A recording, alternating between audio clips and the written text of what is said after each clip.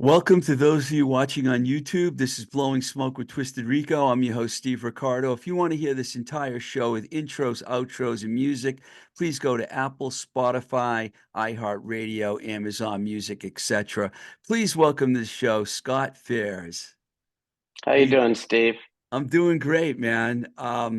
Does it feel strange doing interviews about a band that hasn't released a new album in like 50 years?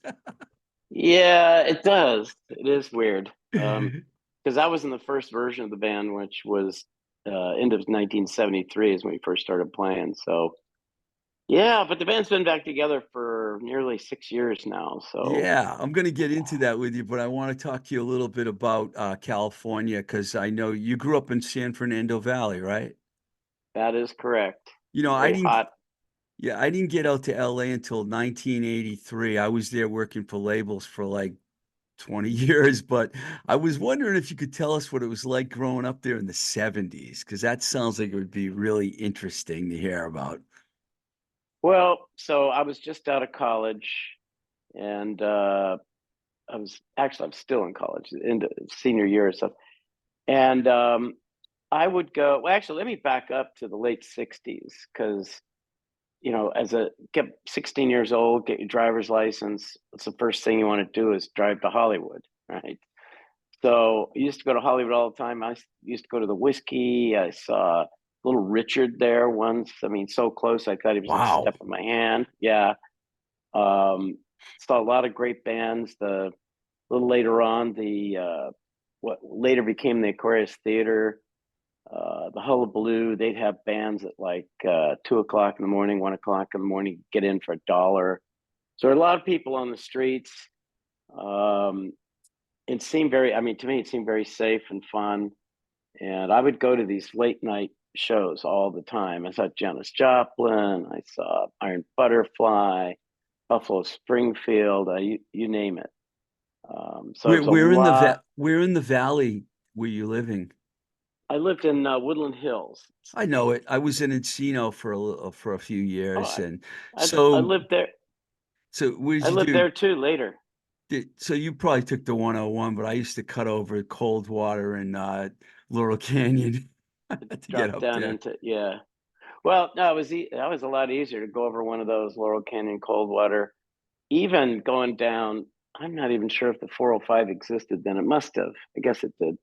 Anyway, over the Paul Pass and down in Yeah. Sunset Boulevard, that direction was another Oh, I way to go. love that drive when you get to on Oh, Sunset at Sepulveda. That's a great drive, man. Or the other yeah, way too. yeah, either. Yeah, one goes Pacific Palisades to the beach, and one goes through Beverly Hills and Hollywood. And yeah, a lot on Sunset Boulevard has a lot of old famous filmmakers, actors' homes and stuff. Now I don't know what they are, but a lot of great old homes from like the 20s, 30s, 40s. So Sunset this Boulevard used to be the heart of the film oh industry, at yeah. least where people lived. So the late 60s, I guess, is what you're talking about. Did you have specific bands that you liked? Because I know the whole Laurel Canyon scene was happening right around that time until Charlie Manson came along and everything just Yeah, I was a huge fan of Buffalo Springfield. yeah. And virtually every single member of that band went on to do something else great. And so it was like a really a super group of people in it. It had Richie Fury, Jim Messina, Steve Stills, Neil Young, of course. So I loved them. I loved the Doors too, but I only got to see them a couple of times, believe it or not. The Birds, loved the Birds, saw Yeah. them a couple of times. Uh, and I there were a lot of bands that played around. Some of them became famous and some of them didn't. But there was a million nightclubs. Those slowly died. Um, they were still around in the early '70s when we were playing around. I mean, the Starwood was there, which was not one of those old '60s clubs, but that was another great venue. But I mean, you had Filthy McNasty's, you had Pandora's Box, you had all these clubs all within a few blocks of each other. And I can remember you'd go try to find a place to park and just walk around on like Sunset Boulevard near the Whiskey or something on the strip. And there was just hundreds of people walking around.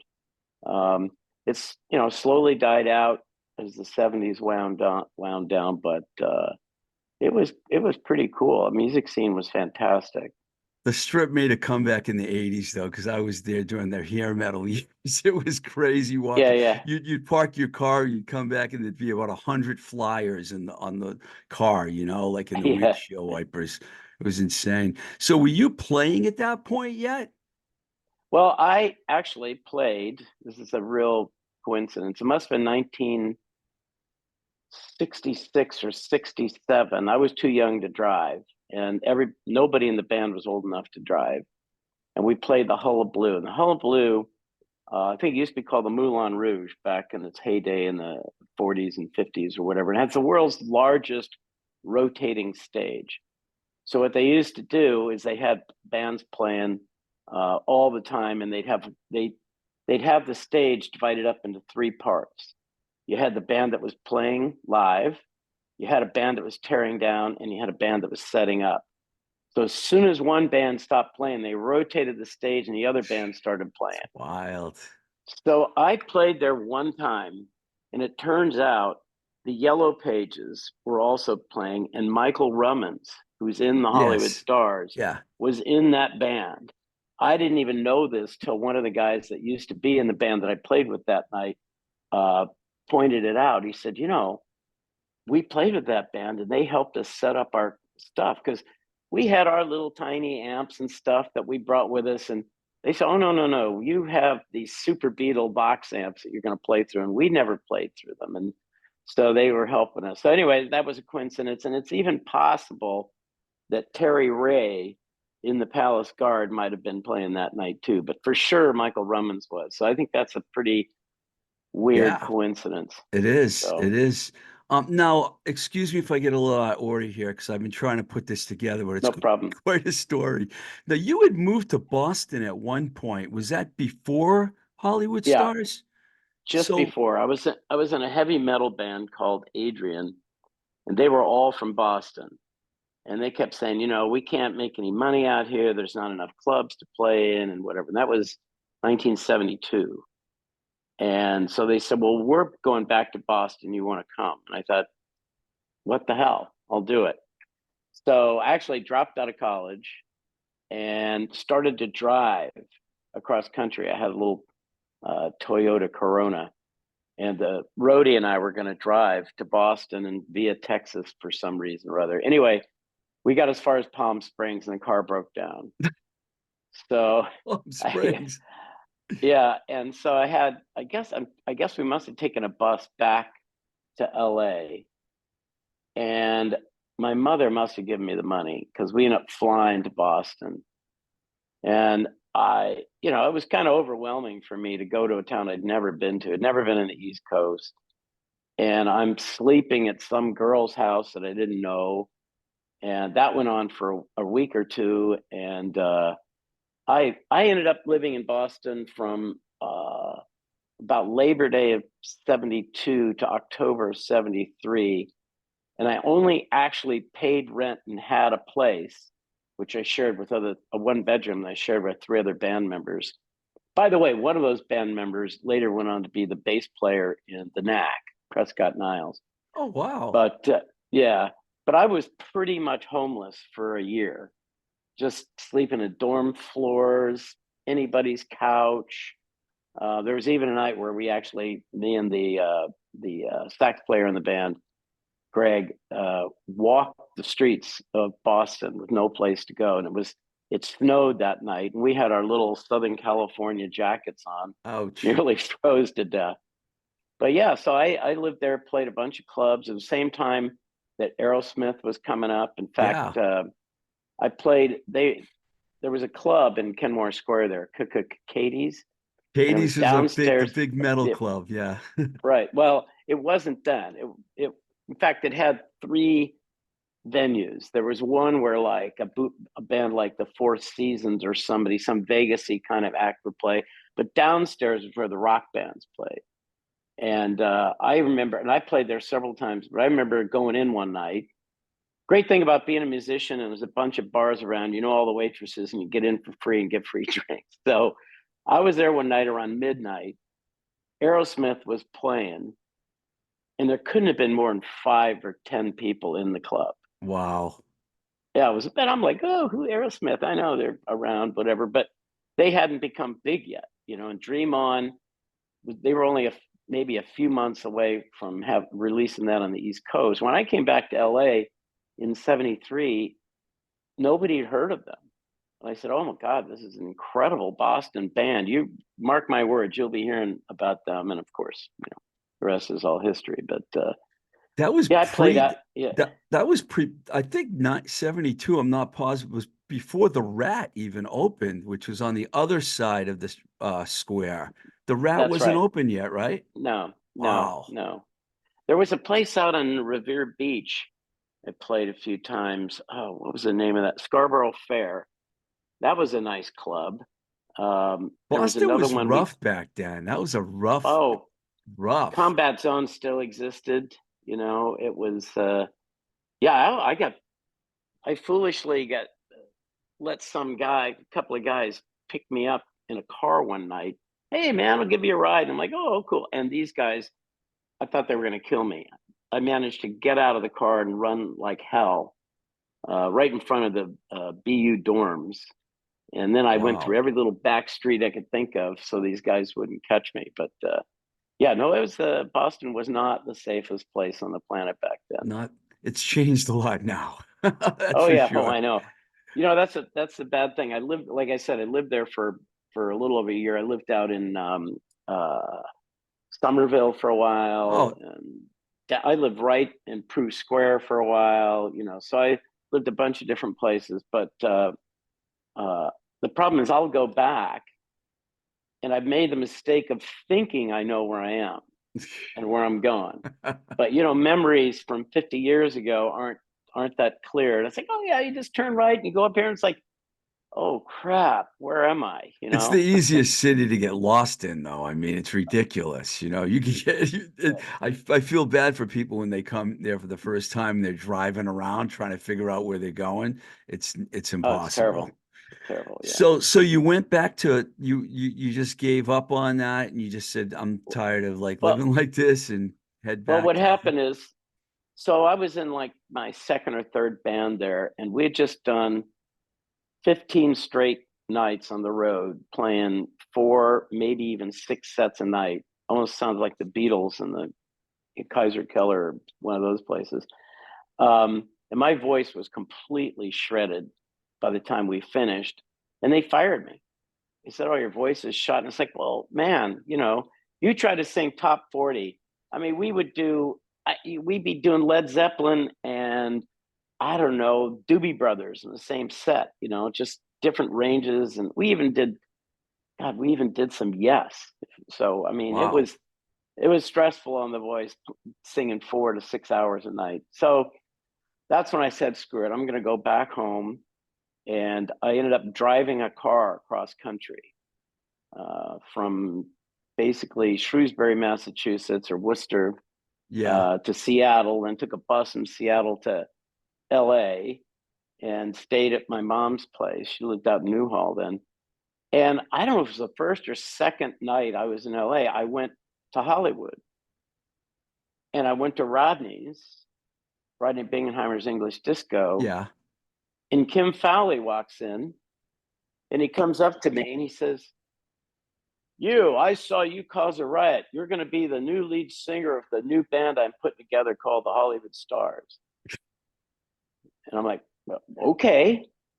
So By the here, way, I should tell you that I knew Kim.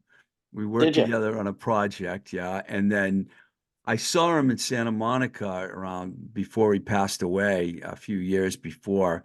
But there was a band, The Charms, that I was working with, and he liked them, and he was going to come produce them. But when we did a deal with Little Steven's label, Little Steven wouldn't let Kim do it, unfortunately. And we had a studio in Detroit and everything. But I got to know Kim, and he told me so many stories.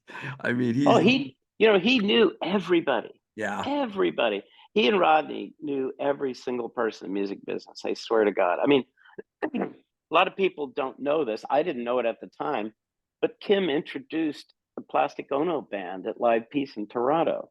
He's the guy that walks out on stage and says, get your matches ready. Yeah, yeah, I Here knew they are, that. Yeah. But I didn't know that at the time. So when I shouldn't have been as surprised when John Lennon shows up at a gig, because he knew John Lennon. Yeah. Danny Hutton hung out with us, and I thought, oh, he's come to see us because we do Roses and Rainbows. But I didn't realize till I read Kim's first part of his autobiography that he knew Danny Hutton from way before. So all these people that showed up, he knew from before. And I was talking to Michael Lloyd, a record producer, Yeah. just the other day, and he was talking about he met Kim when he was 16, and Kim dubbed him the boy genius. And they stayed friends until Kim passed away. And so he was a character, I'll tell you that. Not many people liked him. He had a Controversial weird, for sure. yeah, and he had a weird philosophy. I remember after I left the Hollywood Stars and I was a band called Hero, he Yeah. called it the Con Merton Death Band.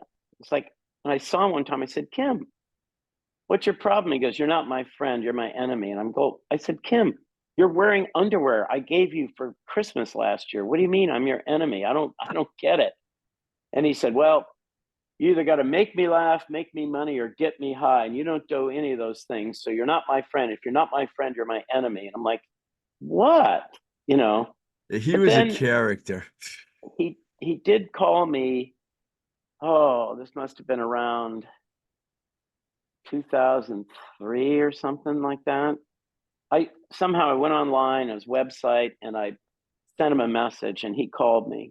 And we talked for like an hour or two, reminiscing and talking about Mark Anthony passing away. And he asked me, "Do you think the Hollywood Stars could have made it?" I said, "Yeah, I think we could have." But he always fancied himself another Andrew Loog Oldham, but it never quite worked out for him.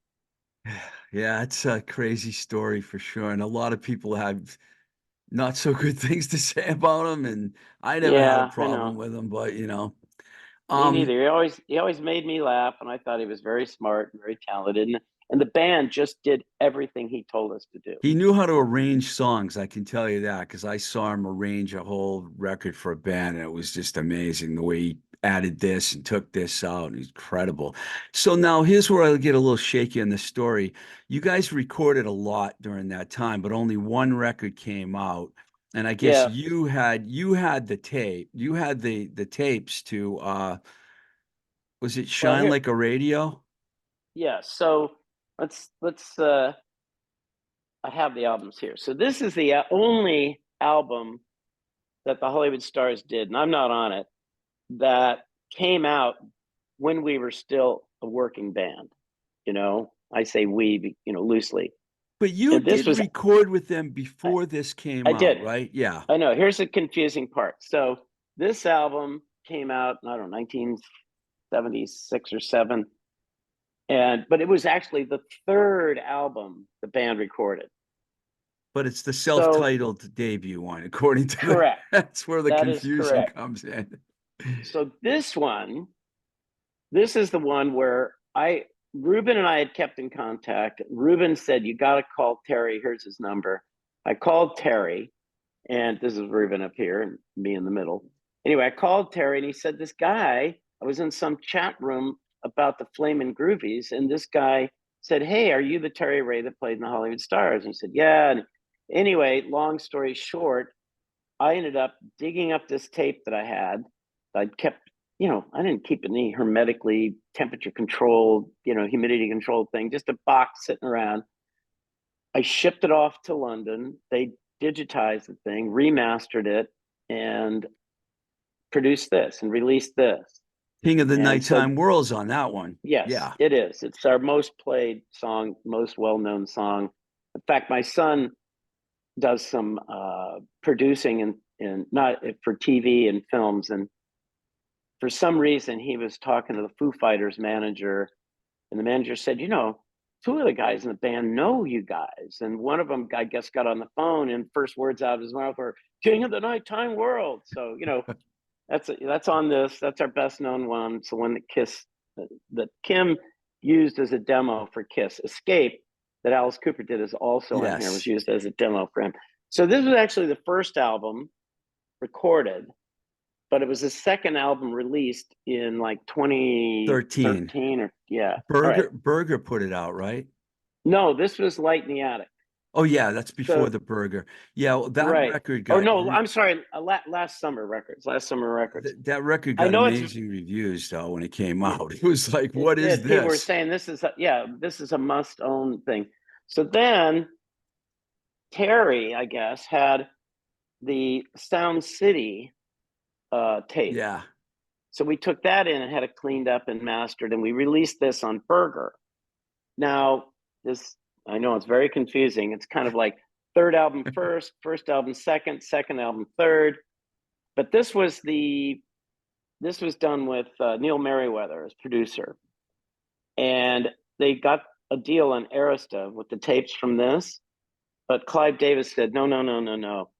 We don't want that one. We want you to do this. We don't want all the same songs that are on there. We don't like that song Habits. It's about drugs. We don't like the song Too Hot to Handle because there's another song out called that, and kind of went through, and that's how this album came It's to be. it's kind of sad because I know you had a lot of label interest. I worked at A&M Records for a long time, and when I was reading about you guys, I heard A&M was trying to sign you guys too, and you had Yeah, Columbia and yeah. Arista. It's just bewildering how We had our choice of labels. Um, Although I think that was before. That must have been before we got signed. I know Ahmet Erdogan came to see us. I don't mean he came to see us. We rented a rehearsal room, and he and some young boy sat there, stone faced, while we went through an entire set. So five of us, our managers, Kim was probably there, Ahmet Erdogan, and some other guy. But we had A&M for sure. What's his name? Moss. Jerry Moss. Jerry Moss. He came, said, "You Wow. guys, I love you guys. Want to sign you guys." We did a demo with. This is how all this stuff comes around with. Oh my gosh, my brain doesn't work. The guy who produced Alice Cooper and Kiss. Bob Ezrin. Bob Ezrin. Sorry, thank you. So we went It's into A&M amazing that my Studios. brain worked for a minute there. Yeah, well, between us, we have maybe a whole one. So Bob Ezrin took us in the studio, and I know we did a demo of Escape with him, and he didn't like us, and that's probably why we didn't sign with A&M. But he pulled Kim aside and he said, "Look, these guys have got a couple good songs. I like King of the Nighttime World. I like Escape. If when this band breaks up, you'll make more money off of the songs than you will ever with this band." That's what Bob Ezrin told Kim. Kind of a But now, visionary, I guess.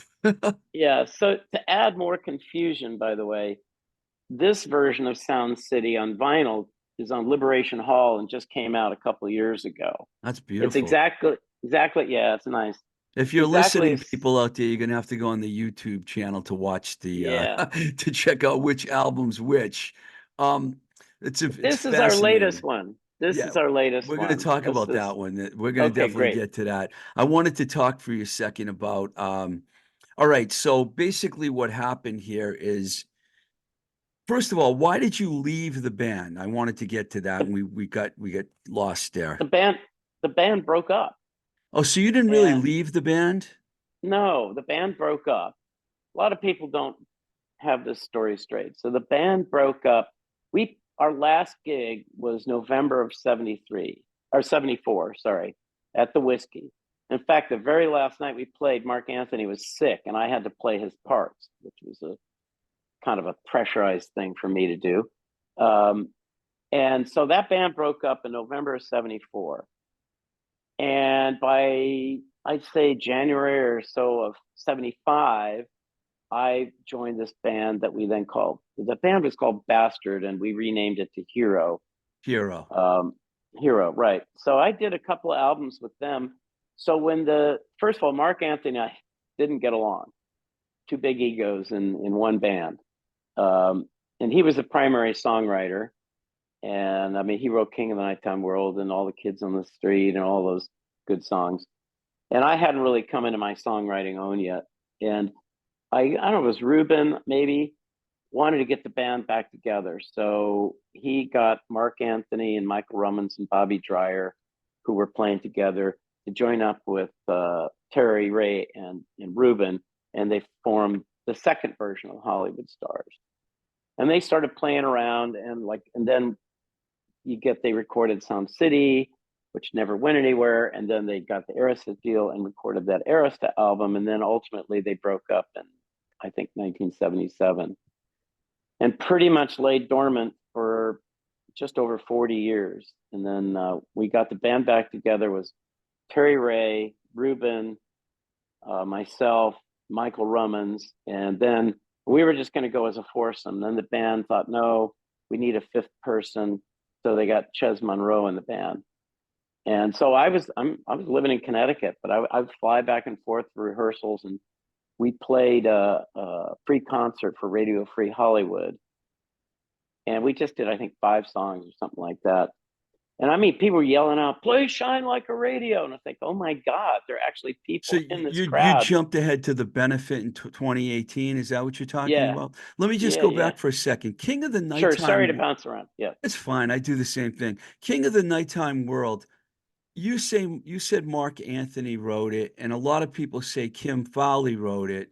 Oh, What's the story with that song? Kim, Who Kim actually wrote the Kim wrote the lyrics. Mark wrote the music. got it? Okay, I just wanted to get straight on that because I wasn't Same sure. same thing with Escape, and there's some other songs they wrote together. I wrote a couple songs with Kim. It was always Kim lyrics, somebody else in Just like music. he wrote Cherry Bomb for the Runaways. He wrote the lyrics. Yeah, Exactly. that's what I Exactly. thought. Exactly. Um, He was a hell of a lyricist, though. I got to tell you, he could have been a rapper.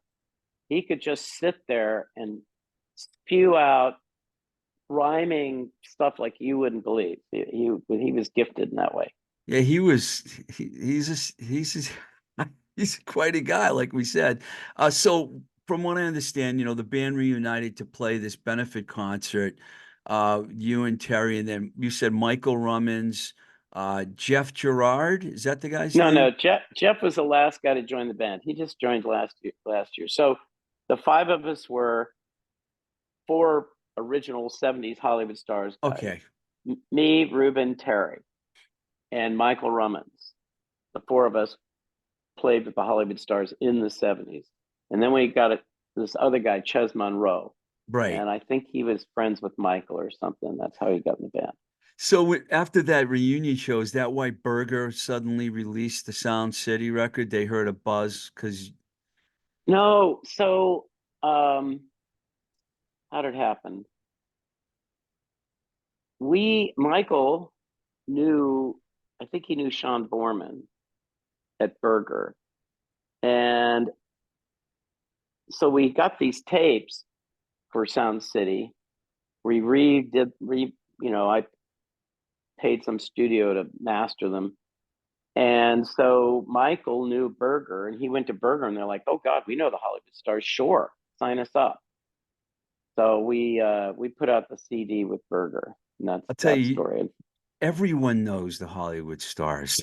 I've heard the band talked about so many Yeah, times. I can't even tell you. I lived in LA for a long time, and I remember people would, the Hollywood Stars. You guys had an unbelievable reputation. The Live on the Sunset Strip. How did yep, that when you guys decided to reform? And yeah, that's I checked that that. one. I checked it out. Paul Rossler, that's when he kind of came into your world a little bit. He engineered Right. that. That was a real special night, man, wasn't it? Yeah. So what we did, we played some songs there that I think those are the one and only times we've ever played them. I'm pretty well. Certainly, we didn't have that mix of stuff. We played, I guess we did 12 songs that night, and covered all 3 albums of stuff. And we got Rodney to introduce us. The place was packed. We hadn't played there in over 40 years. So that was July of 2019.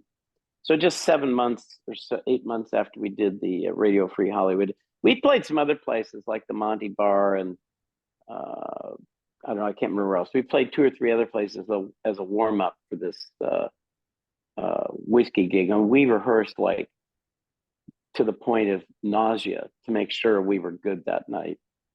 And so I paid to have a video done because I thought, oh, we'll put video up on YouTube, we put different songs, whatever.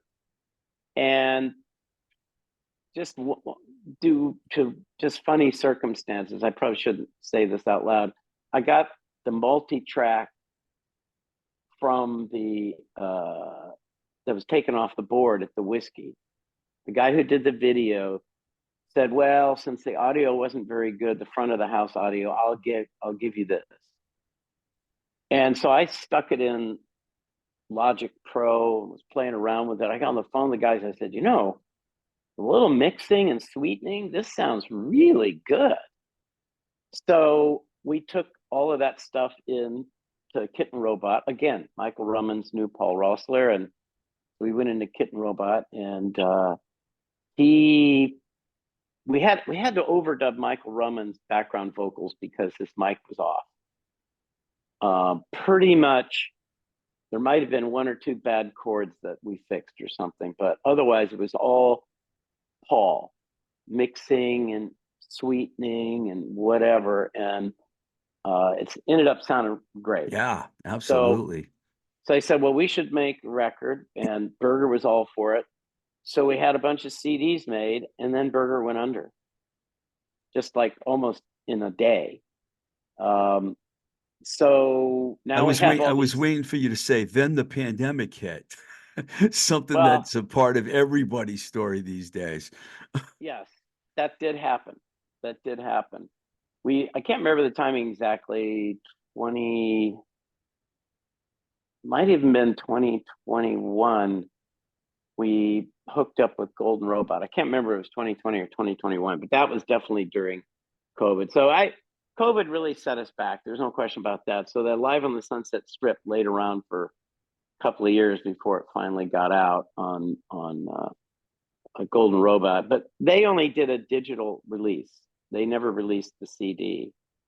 So we're sitting on about 1,000 Berger CDs. Wow. Or CDs with the Berger logo on it. And we sell some at gigs and things like that. And I think Rumbar Records. I was just going to say, lose the guy to talk to. Yeah. Well, so, I mean, if you want to come right up to the moment. Let me just do one other thing first, because I don't want to skip over the 50th anniversary show that you did, because that seems to me that was what led up to this new album, because there was such a big buzz about that. Is that basically what happened? We had been recording and at Kitten Robot with Paul. And so by the time we did that 50th anniversary gig, George Keller had joined the band, and Jeff Gerard had joined. I put him in the band 4 years before them, but sorry. It's all right. Yeah, so George and Jeff joined the band. Ruben and Ches had left the band in early 2023. And we were so excited about the way the band was sounding and some of the songs that we had, that was the impetus. I thought, oh, we'll record a few things and do whatever. And it's like, no, let's go do a whole album. Lauren, by this time, was managing the band, Lauren Molinar.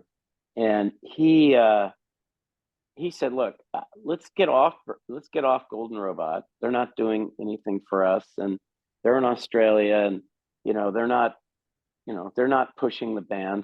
So we got released from Golden Robot, and he said, look, I know this guy, Rumbar Records, Lou Mansdorf. He's a great guy. He talks to everybody. He's online constantly, and he'll do a deal with you just over the phone. And so that's how Starstruck happened. I didn't know Lauren was your manager. Is he still your manager? Yep. Oh, he's a great guy. I was working with Little Caesar a long time ago, and that's but he was on my show, and we talked about, he has had an amazing career. So that Starstruck it's coming out in June. You recorded it at Kitten Robot with Lauren and Paul, a couple of veterans. What was it like working with those guys in the studio? I'll tell you, Lauren is I learned to appreciate that before we got in the studio, because he kind of curated what songs we were going to do and how we were going to do them. Like, he pushed total control. He said, I think if you guys redid that song, because I don't mean a cover, I mean, did a whole new version of that song, it'd be great. And he sat in the rehearsal studio with us until we got a groove that he liked and that we all liked. And it was like, I mean, in a way, Jeff was very reluctant. And Jeff records all of our rehearsals. He has a little device and records it. And he took it home. The next rehearsal, he goes, okay, I'm sold. I played this for my wife. And she said, are you kidding? That's sexy. That sounds sexy. And he's like, okay, if she likes it, we'll go with it. So that's the kind of thing. Lauren played on 6 of the tracks. Before Jeff joined the band, Lauren was the other guitarist. And like we did Shortage of Love with Lauren playing. Okay, I'm And going to stop you right there because that is my favorite song on the record. I know thank you you. wrote that one with Kim. You guys wrote that Yep. together, right? I was going to tell you that before, but that song is my favorite. I mean, I like Taxi Driver. I like the other single, Can't Do It Right. But Shortage of Love, I think, is amazing, man. Just have to stop you and tell you that. No, I appreciate that. I'm happy to hear that. I don't know what songs are gonna do what after the album comes out on June 14th. Lauren and I talk a lot about it. Lauren feels like we ought to push that song at the end of the year as whatever happens politically, by the end of the year, we'll know what's going on. And it's been terrible. And he thinks, wouldn't that be a great sentiment after all the animosity and everything, to say there's a shortage of love? But I love that song too. So that song, what happened is, so we recorded pretty much all this stuff live. There are not a lot of overdubs on this. I mean, vocals, of course, but I don't know if you've ever been to Kit and Robot, but we were all in the recording booth, basically. It's bigger than a booth. But where Paul's there, I've got old mic set up. Jeff and George are in there. Terry's in a different room. Michael's, so 4 of us in one room, and Terry's in an isolation booth looking at us. And that's how we did the recording. But Shortage of Love. So we got past, a bunch of Shortage of Love, all that. Didn't really know what to do. And then the band just sort of started improvising, real simple stuff. And then we thought, oh, this sounds really good. And then the band just sort of, I don't know, organically got back into the original chorus and whatever. So the 5.5 minutes you hear is shortened. It was like 6.5, 7 minutes of stuff. Wow. But 5.5 minutes for, say, Little Steven's Underground Garage is probably a lot to swallow. But that ain't gonna happen, right? Hopefully after a few songs he'll get played elsewhere, and maybe then they'll play it there. But yeah, I just love the song. I I mean, I just love the song. It doesn't matter to me how long or short it was. I mean, I heard it and I was like, wow, this is the one that I'm connecting with. I do like Taxi Driver too, though, so don't get me wrong. I mean, the whole record, Am I Right or Wrong is another one I thought is really, it's a I fun really one. listen That's to a your fun record one. a lot, because Lou is like, I love Lou, man, and anything he sends me, I check out. And I was like really surprised when I heard that you guys were going to be on Well, Rumba. But the Lauren we said connection, though, makes sense, that, yeah. Well, same thing with, we're on Sue Records is putting out the vinyl probably beginning of September. That's another Lauren connection. And that's the good thing about Lou too. He's not going to lock you into like everything. He's going to let you do, if you have to do the vinyl somewhere else, Lou will say, okay, do the vinyl. He doesn't even do vinyl. So he's like, oh yeah, do that. And Sue also is a Ryan there. We, there's no contract. We just like, okay, here's what we're going to do. Okay, great. I'll get it mastered and send you the masters and the artwork. We'll get you the artwork, and you go from there. And they're like limited run people. Like Lou just says, I do 300 and that's it. After that, I don't make any more. If you want to go, I mean, you see a lot of Rumbar people show up on Wicked Cool, for example. You know, they'll have a run on Rumbar, then he's done with them. He's not done promoting him and saying good things, but he's done making CDs for that one album.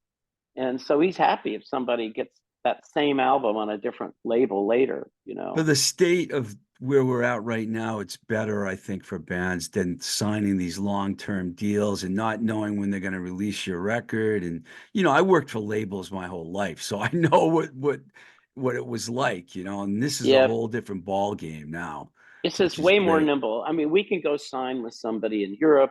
I mean, for example, there's a radio station in Spain, plays Taxi Driver like 5 or 10 times a day. And I don't know why, uh, but I want to go see these people, you know. And it's like, oh, maybe we have an audience in Spain. Maybe we can sign a record deal with a local Spanish thing. We had a amazing review in Spain. Excuse me. It's all in Spanish, and I think the headline is "No one saw it coming," and they're talking about how great the album is, and who knew this band after, since having released anything in nearly 50 years, suddenly comes out with this great album. It is really So a good record. I mean, I was like, well, blew me away so when. Lauren came up with the title Starstruck. We had I wanted to call it something else, and he came up with this, and then Lou and his guy did not the photography, but they did the artwork, on the front and the back. Sorry, I'm choking to death here. Anyway, where was I going with that? Yeah, so this is, the latest thing coming out June 14th. We're playing the Viper Room June 15th. You will be playing your favorite songs off this. I promise we'll play Taxi Driver, and I promise we'll play Shortage of Love that night. And So when Lou heard it, I sent him a link to SoundCloud, and we didn't have masters yet. We just had some rough mixes. And he came back and he goes, "Oh my God, I love this.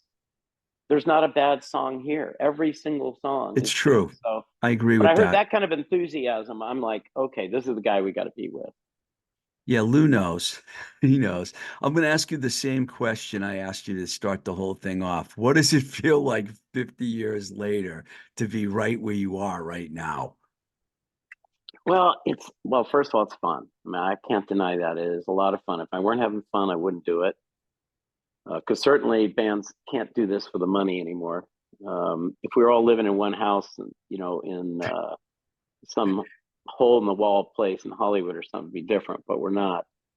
But I love this version of the band especially is so nice to work with. Everybody writes songs. Everybody has creative contributions. There's no personality clashes. So that part is actually way different than it was in the 70s. Because Mark and I did not get along at all. And I got married in the height of the Hollywood stars, and he hated my wife. And so that part's different.